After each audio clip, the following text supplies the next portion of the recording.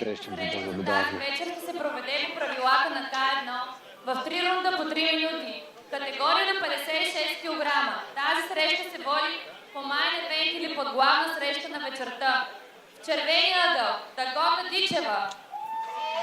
Сега вече предстои, така и би казал, нежните цветя на MTGP 29. Много интересна е Дакота Дичева, която ще видим сега в червения ъгъл. Бих казал изцяло семейен отбор.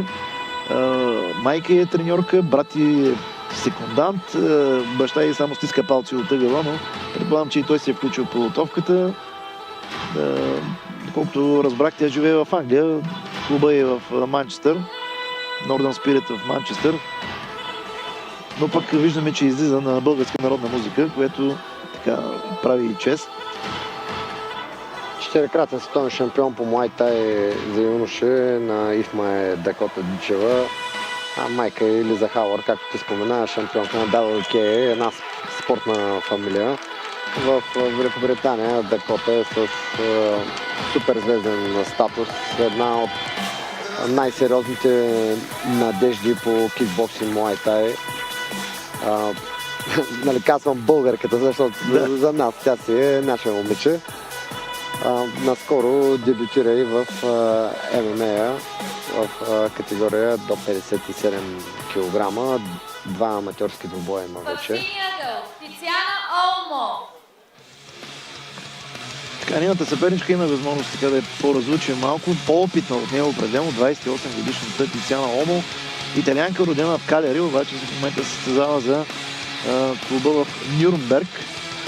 Тя изглежда мощна, по-здрава физически, сега ще я видим като се появи, но пък кръстовото предимство определено е на страната на Дакота. Ето е Тициана Олмо. От мачовете, които имах възможност да давам на Дакота, мога да кажа, че тя се справя изключително добре с председателите, които са по-ниски от нея. А в случая е точно такъв? В случая е точно такъв. Както и ти спомена, Краси, от доход на състезателка е Олмо, но мисля, че решаващия фактор ще бъде ръста. Българката работи много добре от дистанция с дълги прави, хубави колене, хубави ритмици. Мисля, че ще има възможност да се насладим на играта. На Northern Spirit Манчестър. Тя е на 21 години висока, 1,72 см с тегло от 56 кг и статистика от 12 победи и само една загуба. Моля вашите силни аплодисменти за Дакота Дичева.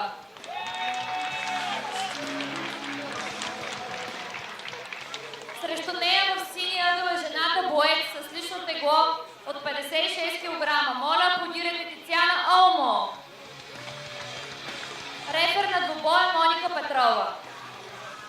Наистина атрактивна изглежда италианката или германката, както наричам. Моника Петрова пък няма също нужда от представяне. Рефер е този шампионка също от Стара Загора. Мисля, че е възпитаничка на Желю Илиев. Разбира се. Сезам, ако не се лъжа. Познато име е, разбира се, нашето момиче. Всички в момента в ринга очакват нетърпение началото на двубоя. Доста голяма разлика в височината. Аз даже повече от 10 см поне според мен, но така са дадени като параметри. Смяташ ли, че ще се окаже решаващо не само ръстовото превъзходство за Дакота Дичева? Мисля, че сериозният проблем за Олмо ще се окаже именно ръстовото превъзходство на българите. Виждате колко е комбинативна. Точно това, което говорих. Дълги комбинации от много далече. Второ Майгери получи в главата си Олмо. И сега невероятно Дакота Дичева. Рязка, прибрана, използва добре дистанцията, ритна е в много неприятно започна двубоя за италианката. Приятно е най-мекото казано. Аз не съм очаквал такова агресивно наистина влизане в мача на Дакота Дичева. Да видим дали ще успее изобщо да се възстанови. И сега вече италианката тръгна назад и това ще бъде началото на края.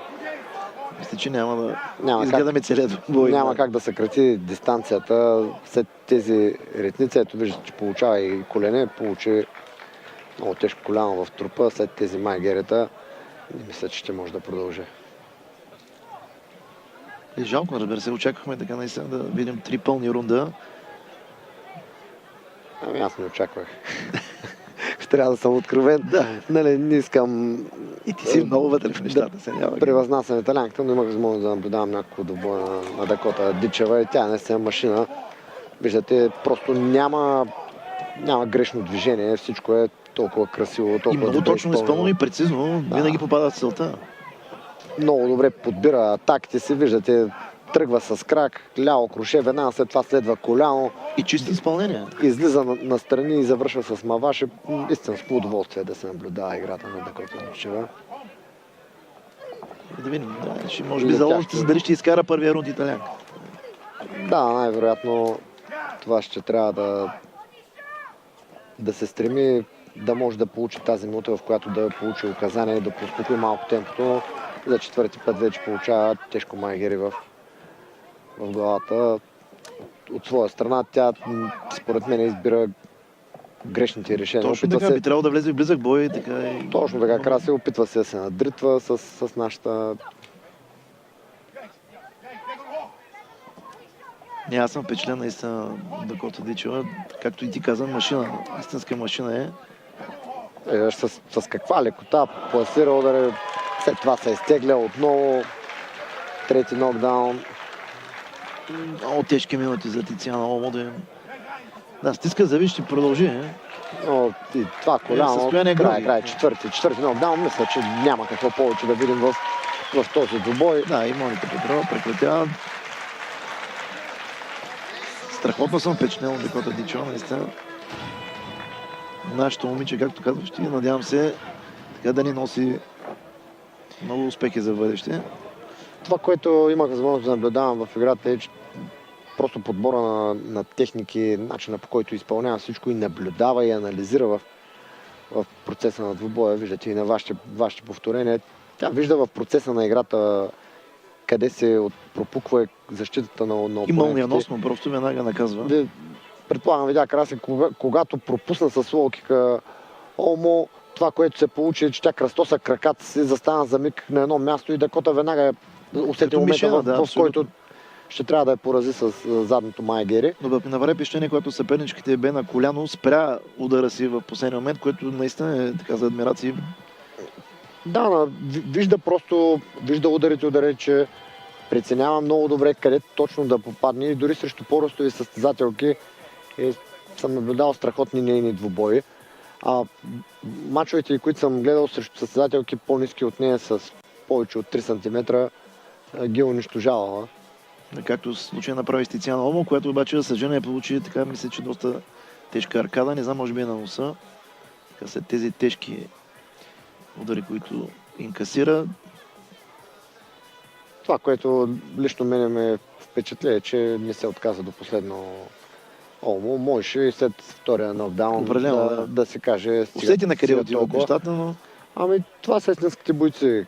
Краси знаят много добре, че имат малки шансове, но истинските бойци са тези, които ще се хвърлят, за да се възползват от този дори минимален шанс. Надеждата умира последно. Точно така. Тя също усеща още след първите 30 секунди превъзходството на българката. Тя самата усеща и вижда, че не може да попадне по никакъв начин, не може да скъси дистанцията, но въпреки това един шанс, ако има да удари и да промени нещо, истинските бойци ще се хвърлят, ще захапят този шанс и ще рискуват абсолютно всичко. Аплодисменти сега за Тициана Омо и разбира се за шампионката Дакота Дичева, която със сигурност вече съм и фен. И страхотна игра. Победител на червения ъгъл Дакота Дичева.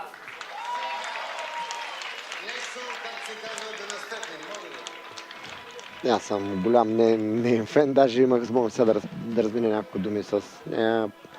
Поканих я, ако има желание, разбира се, да се развива, нали, в ММА и ако има път насам, да потренира съвместно с нашата световна и европейска шампионка Александра Тончева. Мисля, че един такъв страйкър като Дакота